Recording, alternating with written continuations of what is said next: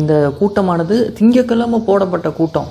வெகுஜன மக்கள் அங்கே வந்து தினக்கூலியாக பணி செய்கிறாங்க. அப்படிப்பட்ட சூழலையும் கூட ஆயிரக்கணக்கில் மக்கள் அந்த கூட்டத்துக்கு திரண்டு ஒரு பின் ட்ராப் சைலன்ஸ்ன்னு சொல்லுவாங்களே, ஒரு குண்டூசி போட்ட கூட சத்தம் கேட்டோம்.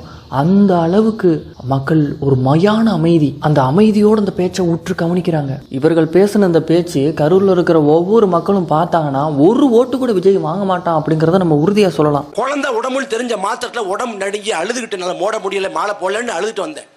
எனக்கு வலிக்குதுடா, யாரோ செத்து போனேன்னு நினைக்கிறேன், எனக்கு வலிக்குதுடா. ஆனால் உன்னை பார்க்க வந்து செத்து போயிட்டான். உனக்கு எப்படா குற்ற உணர்ச்சி நம்ம ஓடி போனேன்? எப்படா ஓடி போக முடிஞ்சு? எப்படா பனையுள்ள போய் பரதேசி படுக்க முடிச்சுனால?